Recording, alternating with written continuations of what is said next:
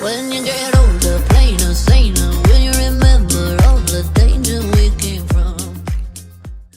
Bom, boa noite a todos.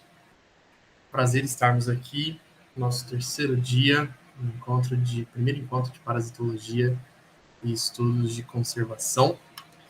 Eu sou Dirceu Guilherme de Souza Ramos, sou professor na Universidade Federal de Jataí, ocupo aqui a cadeira de parasitologia e doenças parasitárias, trabalhando também com pesquisa no laboratório de parasitologia, de patologia e parasitologia veterinária aqui no UFJ. Desejo de coração que vocês tenham um bom momento aqui conosco, que nós possamos aprender bastante junto com os nossos dois palestrantes da noite, Thiago e a Andrea. Gostaria de antes só passar alguns recados importantes para que todos se lembrem. Durante as palestras serão disponibilizados formulários de presença no chat aí no YouTube. Eu peço que vocês assinem apenas uma vez por dia, tá? Para que assim possa ser feita a emissão do certificado. Se preencher durante a primeira palestra, não precisa preencher durante a segunda, ok? Apenas uma vez. Se houverem dúvidas, vocês podem mandar as dúvidas no chat. O pessoal da moderação do YouTube vai estar colocando lá especificamente e pedindo que vocês coloquem a hashtag de pergunta, ok? Para depois estar encaminhando as perguntas e ao final da palestra. Nós estaremos atentos, nós vamos selecionar as perguntas para serem respondidas, então, por cada um dos palestrantes. Primeiramente, eu gostaria, então, de apresentar o nosso primeiro palestrante da noite, que é o Thiago Fernandes Martins, um cara que é sensacional, porque eu tive a oportunidade de trabalhar algumas vezes em alguns projetos. O Thiago, ele é médico veterinário pela Universidade Paulista, ele é especialista em enfermidades parasitárias pela Universidade Estadual Paulista Júlio de Mesquita Filho, a Unesp. Ele é mestre e doutor em epidemiologia experimental e aplicada a zoonoses pela Universidade de São Paulo. Possui pós-doutorado em epidemiologia experimental e aplicada a zoonoses também pela Universidade de São Paulo. Atualmente, curador da Coleção Nacional de Carrapatos Danilo Gonçalves Saraiva, da Faculdade de Medicina Veterinária e Zootecnia da Universidade de São Paulo, e jovem pesquisador da Superintendência de Controle de Endemias e da Secretaria do Estado da Saúde do Estado de São Paulo. O Thiago vai estar trazendo para a gente hoje o tema, o papel dos carrapatos na conservação da fauna silvestre no Brasil. Então, eu gostaria de chamar o Thiago para estar aqui presente conosco. Thiago, você pode liberar aí a câmera e o microfone. Thiago, você pode também já encaminhar a projeção aí da sua palestra. Você fique à vontade para compartilhar aquilo que você preparou aqui com a gente. Se você precisar de qualquer coisa, eu vou estar aqui com você em off, tá? E vou respondendo aí as suas necessidades conforme houverem. No final, tá? A gente vai ter a parte de dúvidas que eu vou estar moderando junto com o pessoal do YouTube, passando as dúvidas para você. Então, você fique à vontade para fazer a sua ministração. Beleza, Thiago? Obrigado mais uma vez, de coração, por ter aceitado o convite de estar aqui conosco. É um prazer de verdade, cara, ter você aqui com a gente. Boa noite a todos. Em primeiro lugar, eu gostaria de agradecer, professor Dirceu e os demais organizadores do evento aí pelo convite. E eu só gostaria de saber aí do Dirceu se a projeção está na tela para todos aí. Tá sim, Thiago. Só oculta a mensagenzinha ali do compartilhamento e tá ok. Beleza, então. Então, mais uma vez, muito obrigado, É um prazer hoje estar aqui hoje com uma colega também, Andrea, que logo após vai dar a doutora Andrea, professora lá, colega também do departamento, então é uma honra estar presente aí hoje com ela. E, mais uma vez, muito obrigado, tá bom, Dirceu e os demais colegas aí. Então, vamos falar um pouquinho aqui dos carrapatos, vamos falar um pouquinho mais especificamente aqui do nosso país, e falando alguma coisa, sempre relacionando os animais silvestres, os carrapatos e as possíveis enfermidades, que eles podem transmitir, talvez, para o homem, para os animais, e o papel deles junto aos animais silvestres no Brasil, tá ok? Então, vamos para uma rápida introdução aqui, quem são os carrapatos, Os carrapatos, eles possuem essas patas articuladas, então são artrópodes. Eles estão dentro da ordem Ácari, da classe Arachnida, E no mundo a gente tem especificamente hoje 979 espécies divididas em 3 famílias, tá ok? Dentre essas 3 famílias, a gente tem a grande maioria dentro da família dos carrapatos duros, né? Com 758 espécies, e temos também os carrapatos moles na outra família, a família Argazidae, com 221 espécies. E a gente tem uma única família que ocorre só lá na região da Tanzânia, lá na África do Sul, que é uma família meio que o pessoal, os pesquisadores, eles consideram como se fosse uma família intermediária, né? Que é da família Nutelliidae. Lembrando que eles ocorrem em todos os planetas, em todos os continentes, incluindo a Antártida. Então, só para a gente ter noção que a gente tem, por exemplo, carrapatos que parasitam pinguins na Antártida, que eles vivem embaixo de pedras no gelo lá, e toda vez que essas aves chegam para nidificar na Antártida, esses carrapatos se alimentam, são carrapatos que se alimentam desses pinguins, dessas aves marinhas, e acabam fazendo o seu ciclo todo nesse ambiente inóspito, tá? Claro que os carrapatos, eles parasitam todos os tipos de vertebrados, incluindo mamíferos, aves, répteis e anfíbios, né? Então, é comum a gente encontrar, por exemplo, carrapatos em sapos, em cobras, né? Além de passeriformes e mamíferos de médio e grande porte, por exemplo. Lembrando que o ciclo de vida dos carrapatos, eles possuem 4 estágios, né? Esses estágios, quando a fêmea ela cai ao solo e faz a postura do ovo no ambiente, geralmente essa larva ela acaba eclodindo do ovo e sobe no primeiro hospedeiro para se alimentar. E essa larva engurgitada, ela cai novamente ao solo, se for um carrapato trioxeno, né? Lembrando que a gente tem 2 tipos de ciclo aqui no Brasil. Temos 3 no mundo, o monoxeno, dioxeno e trioxeno. Porém, no Brasil, a gente só tem carrapatos monoxenos, que fazem todo o ciclo em cima do próprio animal. Então, por exemplo, um carrapato de bovino, para quem já viu o carrapato de boi, ele faz todo o seu ciclo em cima do próprio animal, né? Já os carrapatos trioxenos, por exemplo, do gênero Amblyomma, que são os que têm a maior importância médica e veterinária no nosso país, eles têm um ciclo trioxeno. Então, eles fazem justamente esse ciclo. Sobem no animal, se alimenta, cai ao solo, e aí no solo ele muda, por exemplo, uma ninfa. Essa ninfa sobe novamente no animal, se alimenta e cai novamente ao solo, transformando em machos e fêmeas. Essas fêmeas e esses machos, eles sobem novamente em cima de um outro hospedeiro e acabam se alimentando, copulando e dando continuidade de um novo ciclo, assim que a fêmea cai novamente no ambiente para fazer a postura de ovos, né? Lembrando que um carrapato tem carrapatos que podem fazer postura até de 20 mil ovos aí no ambiente, então é muito importante a gente também ter algumas noções dos aspectos da biologia dos carrapatos, né? Cada espécie tem as suas características biológicas e ecológicas. Os carrapatos, eles têm o parasitismo, no caso, por exemplo, de carrapatos moles, os argasídeos, geralmente são minutos, né? 20, 40 minutos. Se alimenta rápido, geralmente, do seu hospedeiro, que são hospedeiros que geralmente estão dentro de um ninho, né? Numa caverna, numa toca, numa gruta, né?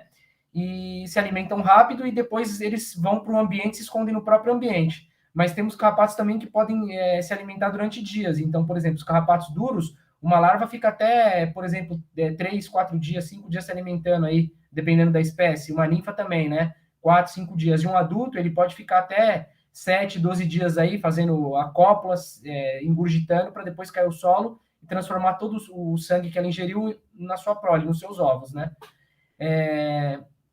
E a sobrevivência desses carrapatos na natureza também é bem ampla, muito elevada, sem se alimentar de qualquer tipo de sangue ou linfa, restos tissulares, né?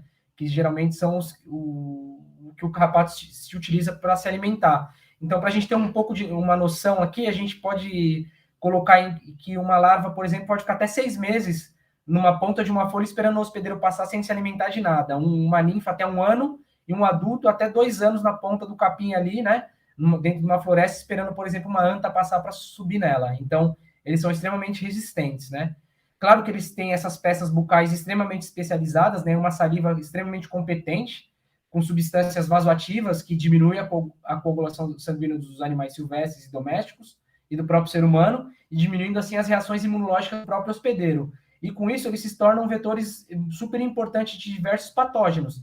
Entre os patógenos aqui eu posso citar vírus, bactérias, protozoários e eumintos, tanto para os animais quanto para o homem, tá? Então, só para a gente ter noção, aí a gente tem, por exemplo, nessa foto aqui, uma rickettsia, né? Que geralmente a gente estuda os carrapatos devido às rickettsioses que eles transmitem principalmente para os seres humanos, né? Que são esses agentes zoonóticos.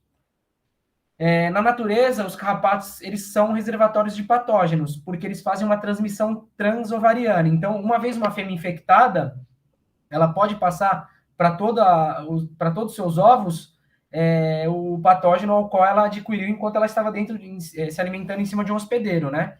E esse patógeno ele pode se perpetuar transestadialmente. Então, quando uma larva muda para uma ninfa muda para um adulto, dando origem a machos e fêmeas, esse patógeno ele pode se perpetuar em diversas linhas aí. E, claro, que isso é muito importante para a epidemiologia de algumas doenças, né? Esse tipo de transmissão transovariana e perpetuação transestadial.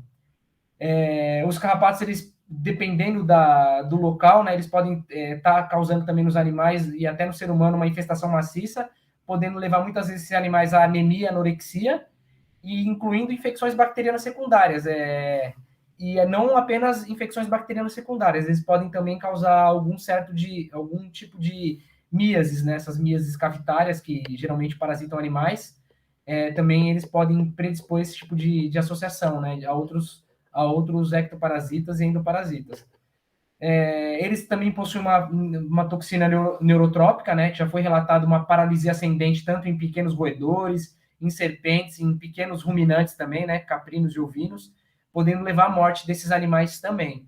E claro que isso vai depender muito da espécie de carrapato e da área geográfica que ele ocorre, né? Então, muitas áreas, por exemplo, aqui no estado de São Paulo, muitas áreas a gente tem, por exemplo, o Amblyomma sculptum, que é o antigo carrapato Amblyomma cagenense, o carrapato estrela, ao qual ele é extremamente agressivo para o ser humano. Então, ele pode causar essas dermatites pruriginosas, né?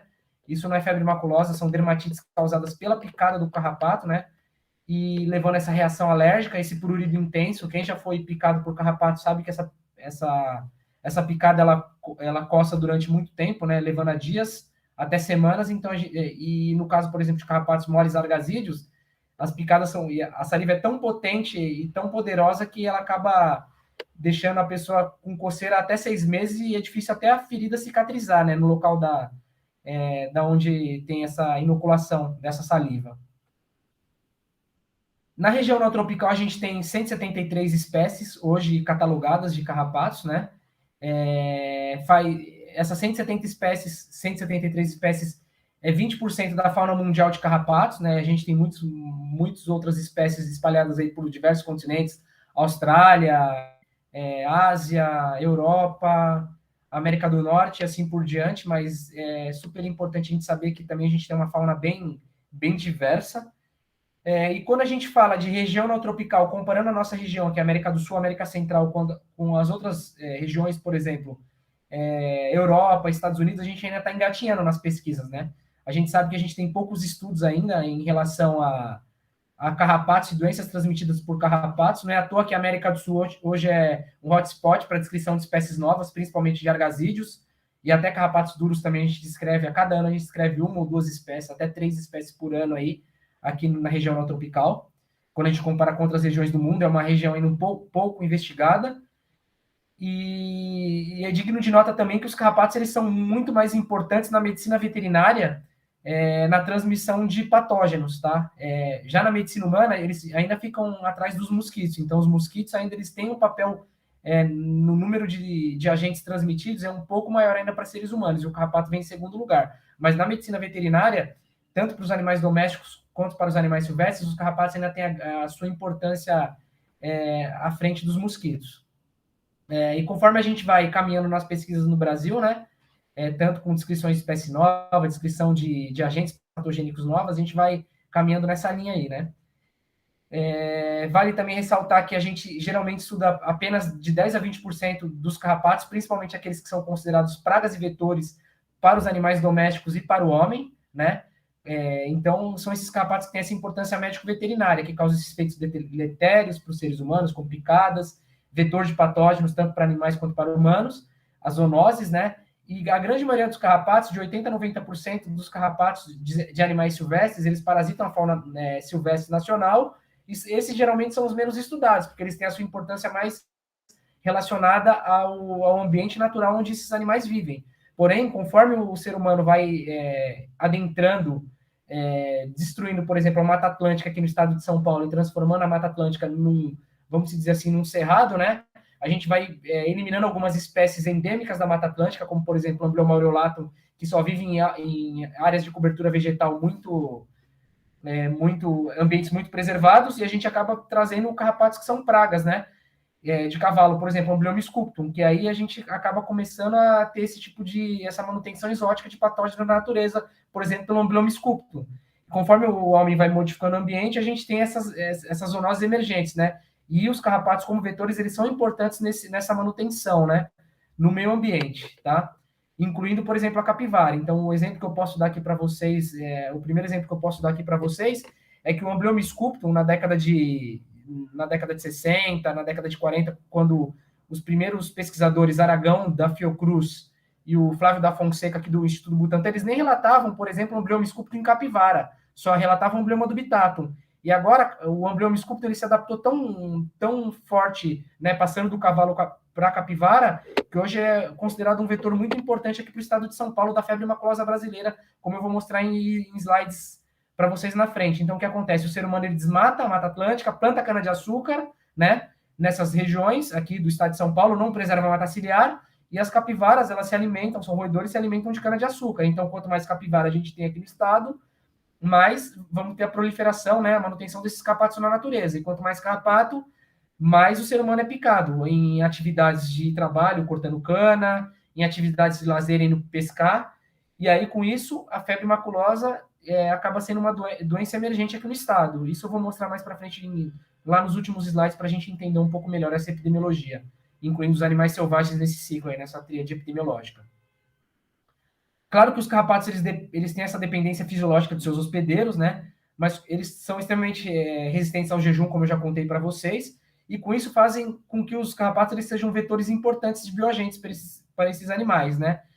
Sendo que esses bioagentes e os seus vetores estão extremamente em equilíbrio na natureza, né? Só que quando você tira um animal silvestre, um animal selvagem da natureza e traz para dentro de um zoológico, dentro de um CETAS, dentro de um criador conservacionista, comercial, o que quer que seja, você traz esse animal para o cativeiro. Esse animal ele acaba tendo um comportamento que não é comum, né? Aquele comportamento de estresse, aquele comportamento estereotipado, né? Quem já visitou zoológico sabe que às vezes os animais ficam estressados e ficam fazendo o mesmo caminho, né? Porque eles não têm aquele enriquecimento ambiental dentro do recinto e acabam ficando com essa queda de resistência, né, do hospedeiro e aumentando assim a virulência do carrapato. E aí que a gente tem que tomar cuidado, por exemplo, em programas de reintrodução. Não é simplesmente pegar, por exemplo, um primata na Amazônia que ocorre de um lado de um rio, do rio Tapajós, por exemplo, e introduzir, vai desmatar para fazer uma hidrelétrica, introduzir lá do outro lado do rio. Mas você sabe se essa espécie ocorre lá do primata, e segundo, você sabe se a espécie desse carrapato que parasita, por exemplo, primata,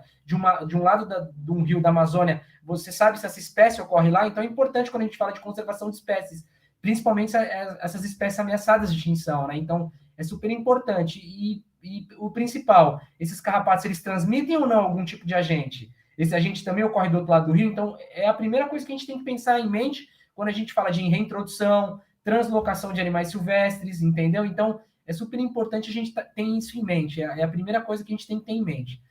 A segunda coisa que é bem comum é a importação de animais exóticos, né? Então não é difícil a gente ter, por exemplo, principalmente répteis que vêm de outros países da Ásia, da América do Norte. Muitas vezes eles trazem carrapatos e vice-versa. Existem trabalhos de carrapatos brasileiros sendo reportados na Ásia, sendo reportados nos Estados Unidos. Então é importante essa introdução de carrapatos no nosso país. Então eu dou alguns exemplos. Ripcephalus sanguíneo sensulato é um carrapato introduzido com cão doméstico. Esse não é um carrapato endêmico do Brasil, foi introduzido com cães da Europa e com cães, por exemplo, da África no Brasil. Então a gente tem duas linhagens aqui, a linhagem temperada e tropical, e são vetores e pragas. Carrapato do boi também não é um carrapato nativo aqui, e é um carrapato introduzido com o gado asiático, e hoje é uma praga também.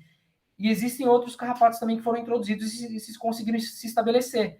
Então, recentemente, no Congresso Brasileiro de Parasitologia Veterinária, em Ilhéus, agora a gente apresentou um trabalho de carrapatos exóticos introduzidos aqui. Então, por exemplo, Ripcephalus decorolatus, em girafas que vieram da África do Sul e vieram para o zoológico, por exemplo, de Belo Horizonte. Então, a gente sabe que todo tempo está se introduzindo carrapatos exóticos no nosso país, tá? Isso também em cativeiro. Você não pode simplesmente pegar uma capivara, por exemplo, de uma área endêmica de febre maculosa e trazer ele para um zoológico e, de repente, pegar essa capivara e levar para um outro zoológico ou querer introduzir depois essa capivara numa região que não tem febre maculosa. Então, por isso que é importante a gente ter em mente quais são as áreas endêmicas para febre maculosa, por exemplo. Quais são as áreas epidêmicas para a enfermidade. E uma coisa que também é muito importante a gente sempre estudar e ter em mente é a ecologia e a biologia de cada carrapato e a patogenia, né? Que ele pode causar para cada espécie, né?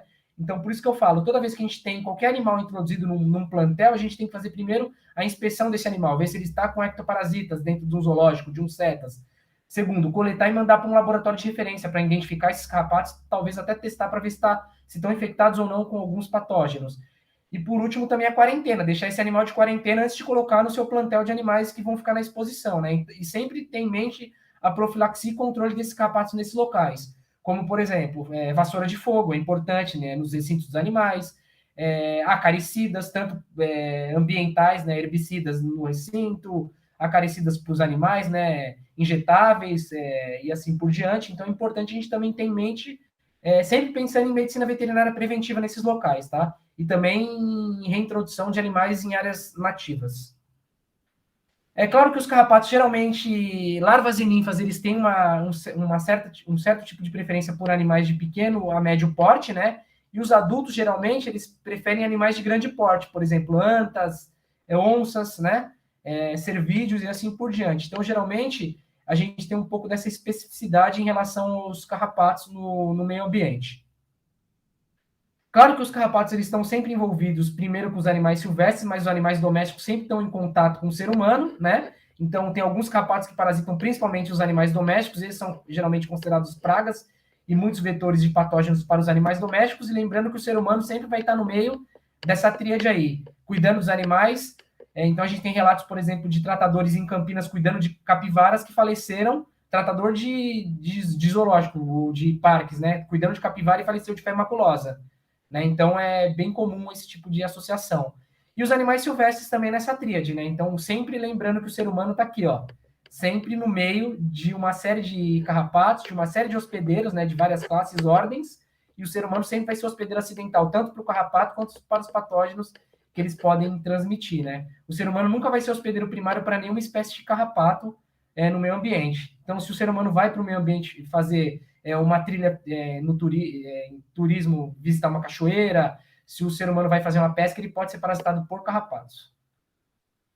E no Brasil a gente tem 76 espécies hoje catalogadas, divididas em duas famílias, né, dos carrapatos duros, com 5 gêneros e 52 espécies, e os carrapatos moles com 4 gêneros e 25 espécies. Lembrando que nos carrapatos duros a gente tem o gênero Amblyomma, que são os principais, né, com 33 espécies, 12 do gênero Ixodes, 3 do gênero Hemaphysalis, 3 do gênero Rhipicephalus, 1 do gênero Dermacentro, 19, aí vem os carrapatos moles, né? Ornitodorus, Antrícola, Argas e Notoaspis, que são os carrapatos moles.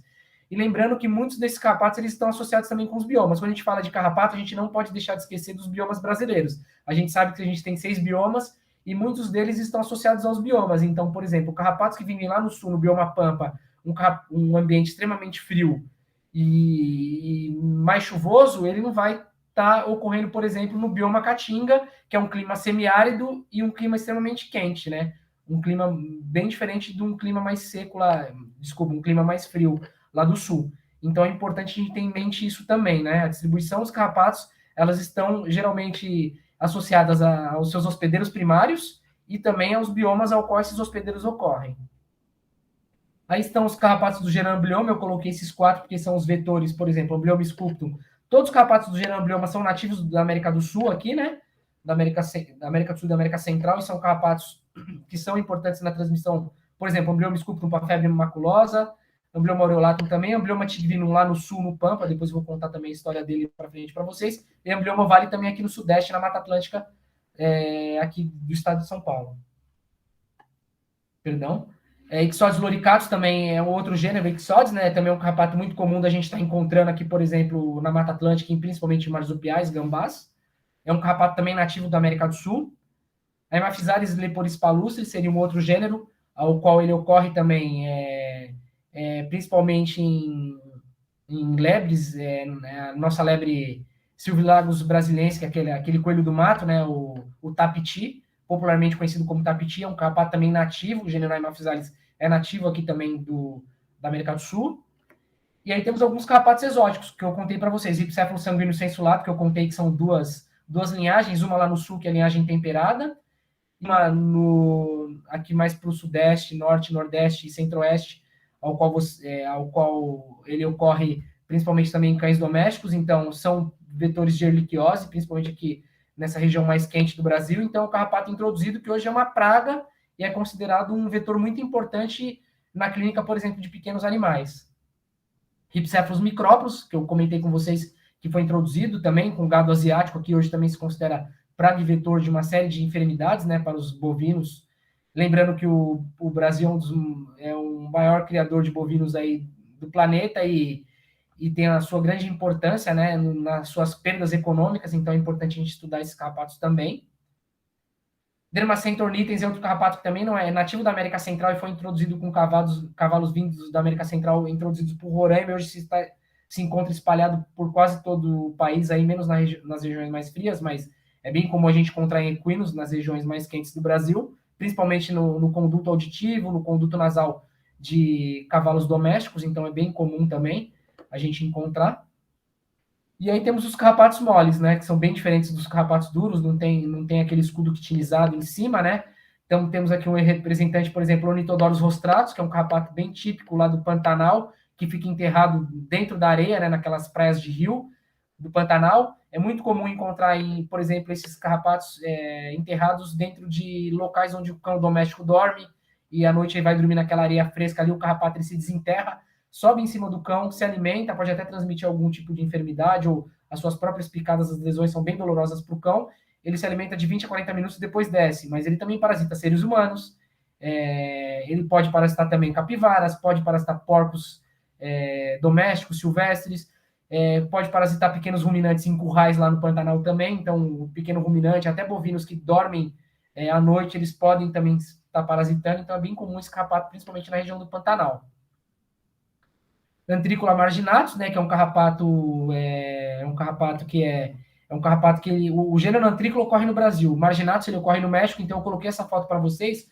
Geralmente eu pergunto nas aulas, né, o que as pessoas estão vendo, mas como é uma palestra a gente vai deixar para o final as perguntas, mas só para falar para vocês que assim como escorpiões têm aquele comportamento materno que é carregar os seus filhos nas costas, esse gênero Antrícola, ele também tem esse hábito, é um carrapato que parasita morcegos em cavernas quentes, por exemplo, do México. E essas fêmeas, eles geralmente ficam embaixo no chão da caverna, no guano, né? Se alimentando principalmente, eu acho que de guano, né? Tem estudos que mostram, eles têm um aparelho bucal atrofiado. Então, eles ficam no guano se alimentando de guano. Só que quando eles são larvas e ninfas, eles parasitam os morcegos que estão no topo da caverna. Como as larvas elas não têm energia para subir até lá em cima, no topo da caverna, para parasitar morcegos, essa fêmea ela faz a postura quando essas larvas eclodem, essas larvas sobem na fêmea e a fêmea sobe pelas paredes da caverna e distribui essas larvas lá em cima da caverna para que essas larvas parasitem esses morcegos. E é importante também dizer, como eu contei para vocês, né, que geralmente os carrapatos moles, ninfas e adultos têm aquele parasitismo rápido. Então, uma ninfa e um adulto vai parasitar o morcego por 20 a 40 minutos, ali 10 minutos, e vai de novo para o seu esconderijo, para as pressas da caverna. Só que as larvas, elas ficam fixadas até 13, 12, 10 dias. E são elas que são as principais dispersoras. Então, morcegos que frequentam várias cavernas são as larvas que são dispersas. Então, por exemplo, se larvas se alimentam, por exemplo, de pequenos répteis, por exemplo, de outros gêneros de carrapatos moles, por exemplo, também são importantes para colonizar outras fendas de rochas. Então, as larvas são as principais dispersoras no ambiente aí. É só para dar esse feedback aí para vocês. Temos também o Argas miniatus, que também é um carrapato mole que tem a sua grande importância teve a sua grande importância no século passado aí, porque é um carrapato que parasita principalmente a galinha, né? Galo, galinha, as aves domésticas, e foi se perdendo um pouco a sua importância por causa que hoje a nossa avicultura também é uma das maiores do mundo, né? A gente mecanizou muito esse tipo de avicultura, então são criações muito comerciais, né? E hoje, agora, esse carrapato está mais restrito ao fundo de quintais, de sítios, de galinheiros, ao qual a gente consegue encontrar esses carrapatos geralmente dentro de puleiros, né? Em frestas de bambu, onde essas aves pousam ali à noite para dormir. Esses carrapatos também saem à noite, se alimentam, por exemplo, dessas aves, e depois, por alguns minutos, depois também se voltam de novo para o seu esconderijo. Então, são carrapatos geralmente nidícolas também. São carrapatos importantes também na avicultura nacional, principalmente em fundos de quintal aí, em sítios. Notoaspis amazoniensis, como eu falei para vocês, né? São carrapatos que parasitam morcegos em cavernas, principalmente em cavernas quentes no estado de Rondônia. Foi descrito recentemente pelo grupo do professor Marcelo Labruna lá na USP. Então, é um carrapato também, é um carrapato mole, é bem diferente de um carrapato duro. É só para mostrar para vocês que eles vivem em ambientes mais inóspitos, cavernas quentes, né? Com aquele cheiro de amônia das fezes de morcegos. Geralmente são colônias gigantescas de morcegos que vivem na Amazônia. Que são carrapatos que, para coletar, a gente tem que usar até máscara para entrar dentro dessas cavernas aí, para não se intoxicar com amônia. Lembrando que a distribuição dos carrapatos não estão restritas apenas aos biomas, então vamos pegar o exemplo aqui, o bioma amazônico, né? No bioma amazônico, a gente não tem só o clima equatorial, a gente tem um clima tropical também lá em cima, né? Aqui perto da cabeça do cachorro, aqui nessa região aqui do Amazonas, a gente tem aqui, por exemplo, essa região que é tropical. Então, alguns carrapatos que ocorrem na região tropical não ocorrem na região equatorial. Então, é importante a gente também ter em mente isso, né? A mesma coisa eu posso dizer aqui, no clima semiárido aqui da Caatinga. Quando eu fiz meu doutorado, eu encontrei um Amblyomys sculptum no clima semiárido, mas o Amblyomys sculptum não é do clima semiárido. Eu encontrei ele dentro da Caatinga, mas a Caatinga, ela não é só composta pelo clima semiárido, ela tem uma entrada aqui do clima tropical também. E foi justamente aqui na Bahia que eu encontrei esse tipo de carrapato. É um Amblyomys sculptum. Então, isso explica por que esse carrapato está ali naquele bioma. É o clima que faz com que esse carrapato se estabeleça nesse local. Tá bom? Então, é importante não apenas os biomas, assim como o clima também.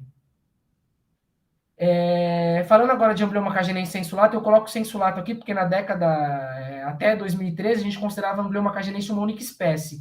E, de acordo com estudos morfológicos mais recentes tanto estudos morfológicos quanto estudos genéticos de biologia molecular mostraram que é um complexo de espécies.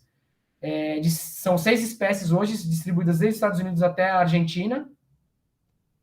Dessas 6 espécies, a gente só tem 2 no Brasil. Esses carrapatos, eu vou contar as 2 espécies para vocês mais para frente, mas o hospedeiro primário desses carrapatos são os cavalos, as capivaras e a anta. O conceito de hospedeiro primário é o conceito ao qual o carrapato ele só se estabelece em determinado local se tiver a presença desse hospedeiro, né? Se você tirar esse hospedeiro primário de uma área fechada, por exemplo, de uma área que tem capivara, e você tira essas capivaras de um lago, de um condomínio, daqui 2 anos, a tendência dessa população é se extinguir até sumir. 2 a 3 anos, porque não tem um hospedeiro primário para ele se alimentar ali. Então, é importante a gente conhecer o hospedeiro primário. Então, geralmente, os carrapatos eles também estão sempre relacionados ao seu hospedeiro primário. A sua distribuição está relacionada à distribuição do seu hospedeiro, tá? Então, tudo que eu vou falar aqui para frente está relacionado com o hospedeiro primário. Então, tá aí, um mapa do complexo Amblyoma cagenense, ao qual foi o meu doutorado, ao qual eu tive a oportunidade de visitar a coleção do Instituto Butantan e também a coleção nacional de carrapatos da USP, com o professor Marcelo Labruna, e a gente conseguiu mapear esse complexo no Brasil, mostrando aqui, por exemplo, todos os pontos azuis do mapa são os pontos de Amblyomys sculptum, ao qual é o vetor da febre maculosa, Rickettsia rickettsii, principalmente aqui no Sudeste, em áreas de Mata Atlântica degradada, áreas preservadas do Pantanal e também no Cerrado brasileiro, né? E eu tive a oportunidade de fazer 3 visitas, uma do Maranhão cortando o estado do Tocantins até Goiás, uma segunda expedição de carro de Vila Bela da Santíssima Trindade, no Mato Grosso, até Porto Velho, em Rondônia, coletando carrapatos, tanto de equinos, suínos, meio ambiente, animais atropelados em rodovias, e uma terceira coleta que foi desde a gente saiu de Cuiabá, com o professor Richard, da UFMT, fomos até Sinop com o professor Arthur Canadani Campos, nessa época, e andamos coletando carrapatos aqui. E o que mostra que os pontos vermelhos, o Amblyoma cagenense verdadeiro, o senso estrito, ele está apenas relacionado à região amazônica. E lembrando que, por exemplo, desde essa época a gente já sabia que Amblyomys sculptum transmitia Rickettsia rickettsii no Sudeste. E o Amblyoma cagenense da Amazônia, a gente só encontrava com Rickettsia amblyomatis. Na época a gente chamava de Rickettsia amblyomi. Então, isso também demonstra que é um complexo, né? São espécies diferentes, já se especiaram há milhões de anos, né? É recente, mas já são espécies diferentes. A gente fez até cruzamentos em laboratório e viu que eles fazem postura, mas as posturas são inférteis, né? Cruzando populações de Rondônia com populações de São Paulo e assim por diante. Então, mostra que é importante sempre o clima, além dos hospedeiros e o ambiente também. Então, o cagenense só na Amazônia e o Scoop em outros biomas brasileiros. Então, tá aí o amblioma cagenense, né? Mostrando aqui, geralmente, que a gente só consegue diferenciar o amblioma cagenense do amblioma scutum pelo poro genital da fêmea. A fêmea tem o poro genital em formato de V e o amblioma scutum em formato de U, né? Com flaps bem desenvolvidos no amblioma cagenense, e no amblioma scutum um pouco desenvolvido em formato de U. E o macho, geralmente, a gente não consegue diferenciar, a não ser que a gente faça biologia molecular. Pela genética, a gente consegue diferenciar com 16S e TS2. Eu coloquei uma foto aqui também de um carrapato ginandromórfico. O ginandromorfismo nada mais é que características de macho e fêmea no mesmo indivíduo, né? Então, são carrapatos que possuem um lado feminino, né? Eles podem ser bipartido perfeito, por exemplo, como nesse caso aqui, o lado feminino que engurgitou e o lado masculino. Então, e aqui até nessa foto aqui de microscopia de varredura, a gente vê que o lado feminino que tem o lado com área porosa, que só a fêmea tem, né? E o lado masculino não tem. Eu só coloquei para mostrar o amblioma, na verdade é um amblioma cagenense sensulado, que é um amblioma sculpto, né? Eu coloquei só para mostrar que é uma curiosidade. Então, se vocês tiverem curiosidade em ginandromorfismo, vocês podem colocar no Google. Vocês vão ver que tem aves, galinha, que é metade galinha e metade galo, né? Borboletas também com metade masculino e metade feminino. Também é uma malformação que ocorre nos carrapatos e é um evento raro, mas que ocorre na natureza. A gente tem que estar ciente disso também. Para quem algum dia se deparar com um exemplar desse, já tem em mente o que pode ser esse tipo de malformação, essa teratogênese. Aí está o amblioma aureolato, que também é um vetor muito importante de febre maculosa, que está extremamente restrito à Mata Atlântica, né? Principalmente a Mata Atlântica, não ocorre em outros biomas da Amazônia, Cerrado a gente não encontra, ele é restrito da Mata Atlântica. E os hospedeiros do amblioma aureolato são os carnívoros silvestres, principalmente para a fase adulta, tá? Então tá aí onça pintada, lobo-guará e o cão. Esses carrapatos, eles são importantes, esses hospedeiros, perdão, são importantes para a manutenção desses carrapatos na natureza. Só que o cão doméstico, ele se adaptou muito bem. O amblioma aureolato, ele se adaptou ao cão doméstico. Então, é o cão doméstico que vai para a mata e traz também o carrapato para dentro do domicílio para parasitar o ser humano e transmitir a febre maculosa. Eu vou depois mostrar o último slide para vocês e contar um pouco melhor essa epidemiologia. O amblioma dubitato também é um carrapato que todos os estágios parasitam seres humanos e são agressivos, então eles ocorrem principalmente, a gente já tem relatos, por exemplo, na Amazônia e Rondônia, mas principalmente na região centro-oeste, sudeste e sul do Brasil, mas temos relatos também no Nordeste, então cada vez está se ampliando um pouco mais a distribuição geográfica desse carrapato, e os hospedeiros primários são as capivaras, né, que mantêm esses carrapatos na natureza, que parasitam também os seres humanos que adentram áreas frequentadas por carrapatos, por capivaras, perdão, e infestações por carrapatos, né, devido a esse hospedeiro. E agora a gente pode falar um pouquinho das riquezas encontradas nesses carrapatos e nos seus hospedeiros, né, lembrando que a gente estuda principalmente esses carrapatos, porque o que acontece é isso, né? O ser humano vai para o meio ambiente aí fazer uma trilha e volta infestado de carrapato, e aí o carrapato está infectado com a bactéria e acaba transmitindo a febre maculosa, né? No seu estágio menos avançado, no seu estágio mais avançado até com necrose de falanges, muitas vezes a criança ou o adulto tem que amputar a perna, o pé, as falanges tem que amputar, porque a bactéria ela vai tendo essa lesão vascular do ser humano, e acaba ocorrendo esse tipo de necrose. Então é por isso que a gente estuda os carrapatos, principalmente devido à febre maculosa brasileira aqui. E eu vou mostrar para vocês uma série de carrapatos e seus hospedeiros daqui para frente e as riquezas associadas. Temos aí o amblioma rotundatum, que já foi detectado, por exemplo, com Rickettsia belli, e o hospedeiro primário são principalmente anfíbios, principalmente sapos, e essa Rickettsia belli foi detectada principalmente na região do Nordeste, lá em Pernambuco, e em áreas da Amazônia também. Então, o sapo geralmente é o hospedeiro primário para esse tipo de carrapato. Porém, esse carrapato ele também pode parasitar outros animais, não apenas anfíbios, né? Então, eles causam grandes lesões para esses animais. Não é difícil a gente encontrar esses sapos com carrapatos, com infestações, muitas vezes algumas infestações maciças com linfas e assim por diante. Muitas vezes o carrapato chega até, parece que ser maior que o sapo, né? É tão grande que às vezes parece um brinco, então é bem comum a gente encontrar esse tipo de associação. Causam lesões muito severas, né? Quando você retira esse carrapato do anfíbio, a gente encontra lesões muito severas nesses carrapatos, mostrando que é uma toxina muito potente dessa saliva, né? Causando até necrose na pele do anfíbio.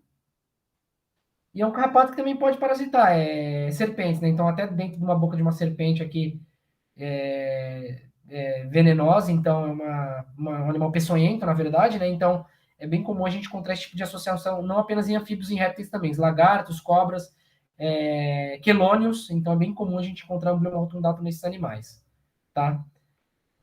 Amblioma rotundata é um carrapato partegenético, geralmente só temos fêmeas nessa espécie, porém, todos os machos que aparecem aqui, que eu estou mostrando de forma, tanto na varredura quanto na foto de lupa aqui, o macho, a gente só tem uns 5, 6 relatos de macho aí. No congresso agora foi o 7º que relataram de brasileiros de parasitologia veterinária na Bahia. E todos eles, por incrível que pareça, estão relacionados à Amazônia. Porque se aparece macho na espécie, a gente não sabe. Nunca ninguém explicou, mas a gente sabe que sempre as fêmeas vão dar origem a larvas, as larvas dão origem a ninfas, e todas as ninfas mudam para fêmeas até em condições de laboratório. Nunca a gente tem macho. Os únicos machos que apareceram foram todos na natureza e todos na região da Amazônia. Maranhão, Rondônia, principalmente. 2 machos em Jabuti, em Manaus. 1 macho em Guana, no Pará, e assim por diante. E essa foto aqui eu coloco para vocês porque é um relato interessante também que a gente chama de hiperparasitismo. Isso aqui não é uma cópula. Hiperparasitismo é quando um parasita parasita o outro. Então, isso aqui é um carrapato parasitando o outro. Essa fêmea de baixa engurgitada estava numa jiboia lá no zoológico de Mossoró, e essa fêmea um pouco menor inseriu o hipostômio dentro dessa outra fêmea e estava se alimentando dessa outra fêmea. Então, a gente chama de hiperparasitismo. É também outra curiosidade que eu trago para vocês, só para mostrar que o mundo da parasitologia é um mundo bem vasto para a gente estudar. E cada dia que a gente faz pesquisa, a gente tem surpresas novas, né? O amblioma dissimile é um outro carrapato também que está muito associado a répteis, animais de sangue frio, então já foi detectado com Rickettsia cepa colombianensis, principalmente no estado do Amapá. É um carrapato muito comum de ser encontrado, por exemplo, em Cuiabá, no Pantanal, é muito comum a gente encontrar, até dentro da própria universidade, do campus da UFMT, a gente encontra iguanas com amblioma dissimile, é bem comum, né? Animais infestados no zoológico com amblioma dissimile, serpentes, jabutis, cobras, sapos, é muito comum. Tá aí um amblioma dissimile que também parasita outros tipos de iguanas, né? Por exemplo, na América Central, tem uma outra foto mais para frente aí para vocês, mas a gente tem um relato também parasitando ninfas, parasitando essa Aranobilis, né? Que é uma ararinha lá no Mangal das Garças, em Belém do Pará, com a professora Alessandra Scofield, da Universidade de Castanhal, lá de Belém do Pará, ao qual as iguanas do Parque Mangal das Garças, elas tomavam sol em cima do recinto desses animais que estavam em cativeiro. E aí, provavelmente, essas fêmeas caem no solo e as larvas e ninfas acabam se alimentando também em aves. Não é tão comum a amblioma dissimile se alimentar de ave, mas pode se alimentar também, né? É um evento mais raro, principalmente se alimenta em animais de sangue frio, mas pode se alimentar em aves também. E até mamíferos, mas de forma mais acidental. Aí, então, outras iguanas da América Central também sendo parasitadas por amblioma dissimile, também é bem comum da gente encontrar amblioma dissimile, né? Na América Central também, outras espécies de iguanas. Temos outro carrapato também que parasita principalmente quelônios, né? Principalmente jabutis, né? Chelonoides denticulata e Chelonoides carbonaria. Já foi detectado, por exemplo, com Rickettsia ambliomatis, Rickettsia belli e Rickettsia felis. Geralmente ou na Mata Atlântica do Espírito Santo ou na região do bioma amazônica, no Pará ou em Rondônia. Já foi detectado com essas espécies de Rickettsia. É um carrapato que é muito comum de ser encontrado, por exemplo, no plastrão, né? No casco, na parte externa do casco desses quelônios. E, geralmente, as fêmeas geralmente estão sempre dentro da pele, né? Claro que esses machos eles se alimentam também de sangue para maturação, para sua maturação sexual, mas geralmente é esse tipo de associação que a gente encontra, né? Os machos sempre na parte de fora. Acredita-se que os machos eles ficam na parte de fora primeiro para não ocupar o espaço lá dentro para as fêmeas se alimentarem e engurgitarem lá dentro, né? E segundo, para produzir o feromônio. O feromônio é o hormônio que eles produzem para atração das fêmeas na natureza, né? Então, geralmente, os machos ficam aí, como eles são mais achatados, se o animal está andando na floresta, eles não vão ter esse tipo de problema de ser arrancados. Se o jabuti passa perto de um toco de árvore e roça em alguma árvore ali, eles não são arrancados. Eles fazem uma cera ali e conseguem ficar fixados no casco, né? Se alimentando de restos de célula ou o que quer que seja. Já a fêmea, geralmente, ela fica do lado de dentro, né? Então, ela fica do lado de dentro justamente para isso. Uma fêmea engurgitada, se essa jabuti está andando na floresta e se esbarra em algum folhiço, ela acaba sendo arrancada. Então, ela geralmente fica do lado de dentro. E claro que o amblioma merari não parasita apenas, né, o jabuti lá na reserva da Vale do Espírito Santo, mas parasitam também quelônios de água doce, né? Geralmente entre os espaços de uma escama e outra aqui. Então, é bem comum a gente encontrar também amblioma merari. Os imaturos geralmente parasitam aves passeriformes, mas também podem parasitar pequenos mamíferos e principalmente pequenos lagartos, principalmente na região amazônica. Temos outro carrapato que parasita animais de sangue frio, mas esse carrapato é típico porque ele, além de parasitar jiboias, Amblyoma fusco, além dele parasitar jiboias e teius na Mata Atlântica aqui do Santa Catarina, São Paulo, Paraná, eles parasitam também, Rio Grande do Sul, eles parasitam também, o adulto também pode parasitar animais de sangue quente. Então, é um carrapato típico, que ele vai tanto em animais de sangue quente quanto em animais de sangue frio durante seu estágio adulto. Então, ele pode ir em cachorro do mato, pode ir em tatu, pode ir em outros hospedeiros também. Então, é bem importante a gente saber que é um carrapato que ele é, vamos dizer assim, parasita esses dois tipos de hospedeiros, né? Animais de sangue quente e animais de sangue frio. Já os imaturos, eles podem parasitar aves. Recentemente a gente tem alguns relatos, não tem relatos publicados, mas relatos de biologia molecular no laboratório são dados que estão sendo escritos agora, mas eles parasitam principalmente roedores e marsupiais na Mata Atlântica aqui. Então é bem comum a gente encontrar esse tipo de associação, né? Durante minhas coletas do meu mestrado no Guarujá, na praia do litoral aqui do estado de São Paulo, a gente encontrou muitos gambás ao nível do mar, né? Com larvas e ninfas de Amblyoma fusco, principalmente nas orelhas. Então é bem comum esse tipo de associação. Os imaturos se alimentarem em animais de sangue quente e os adultos se alimentarem em animais de sangue quente e animais de sangue frio. E parasitam também o ser humano. Amblyoma triste é um carrapato que está associado ao cervo do Pantanal. Então, onde tem cervo do Pantanal, a gente tem Amblyoma triste. Se o cervo do Pantanal é extinto de algum determinado local, a gente acaba tendo a extinção desse carrapato. Esse carrapato tem que se adaptar a uma capivara, um porco doméstico, um equino que vive na Baixada Maranhense, por exemplo, em áreas alagadas. É um carrapato que gosta de água, né? O cervo do Pantanal vive num ambiente aquático, né? Em várzeas. Então, o Amblyoma triste gosta de ambientes úmidos. E aí é uma cópula, isso sim é uma cópula, tá? De carrapato, fotos do professor Matias Zabó, da Federal de Uberlândia, um carrapato macho embaixo de uma fêmea copulando, né? No cervo do Pantanal. Então é bem comum encontrar esse tipo de associação, né? O Amblyoma triste já foi detectado pela primeira vez em São Paulo, em Paulicéia, com Rickettsia parkeri, e agora também já foi detectado no Mato Grosso também com Rickettsia parkeri, que vale ressaltar que é uma Rickettsia patogênica para o ser humano, que eu vou contar a história lá no final para vocês. O Amblyoma tigrinum, que é um carrapato muito próximo morfologicamente de Amblyoma triste, é um carrapato que não parasita o cervo, mas parasita carnívoros silvestres.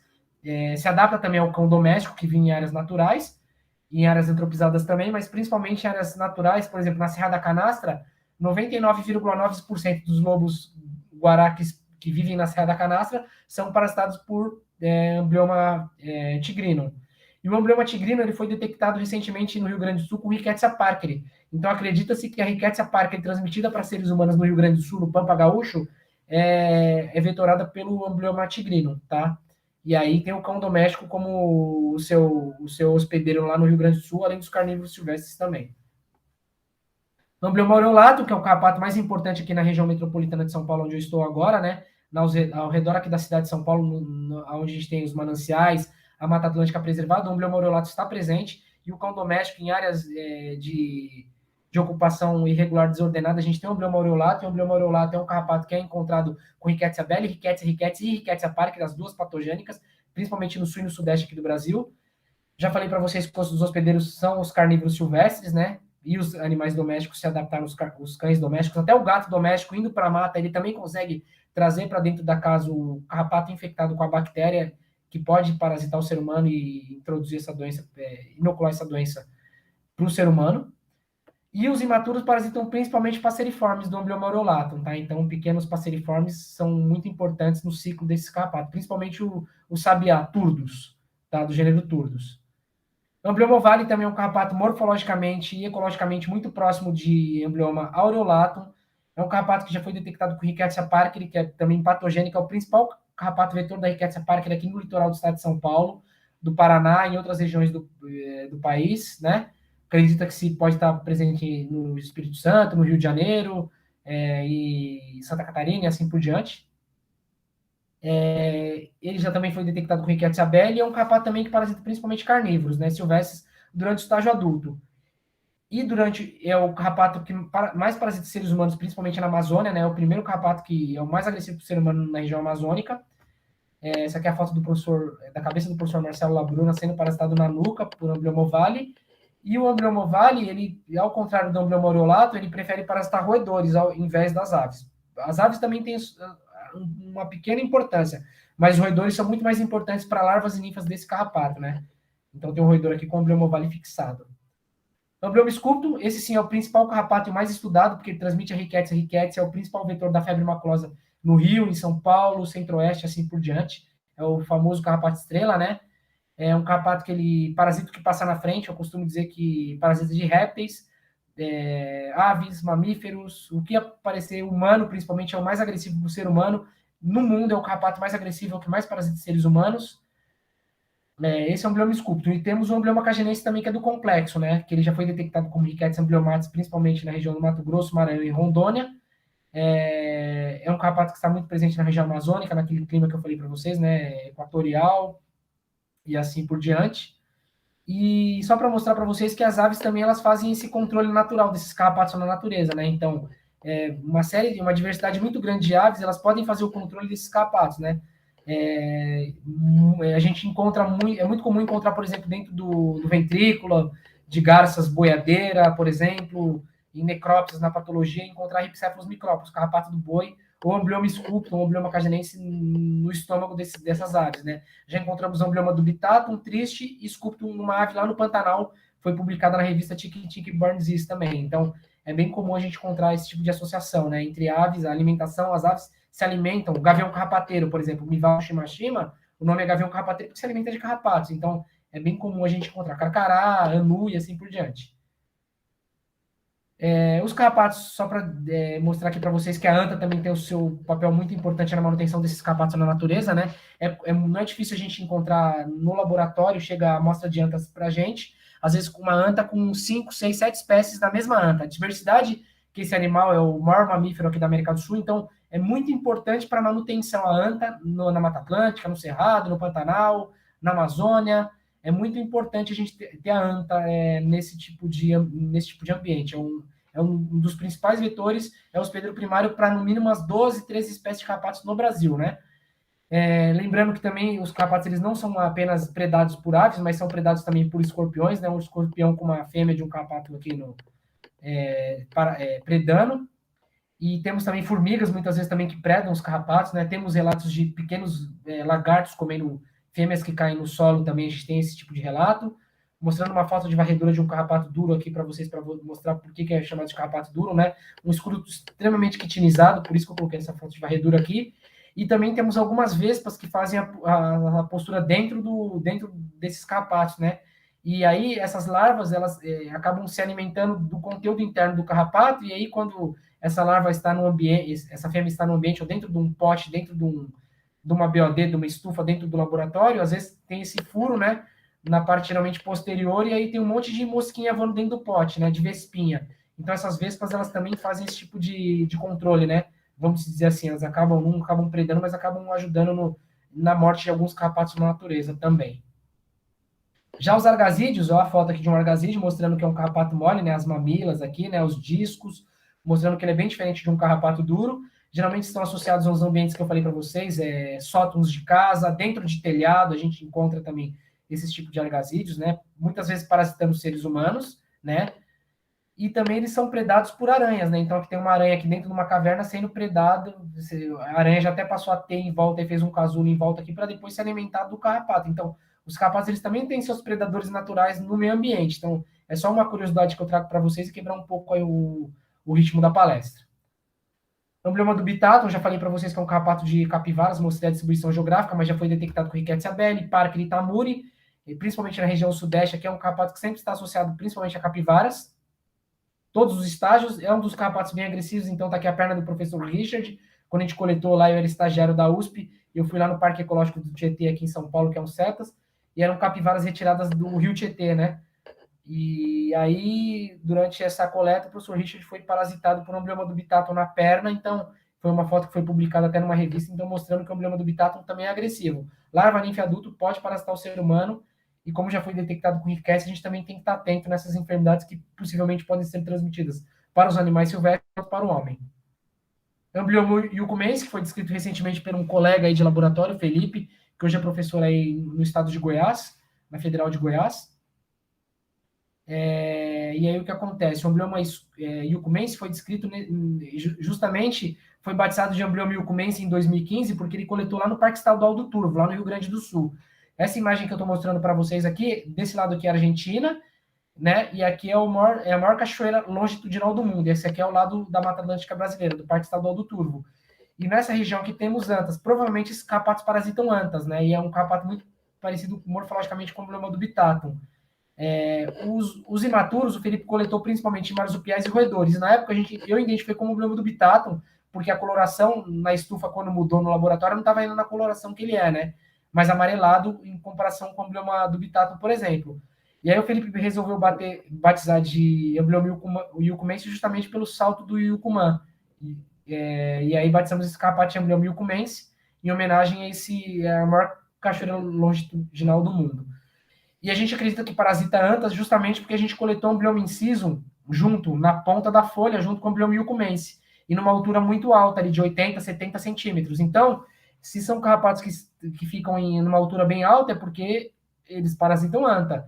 E carrapatos que, por exemplo, parasitam carnívoros ficam numa altura mais baixa, de 10 a 20 centímetros do solo. Então, é por isso que a gente sabe, estudando a biologia e ecologia, a gente sabe que provavelmente esse carrapato ele é parasita de anta.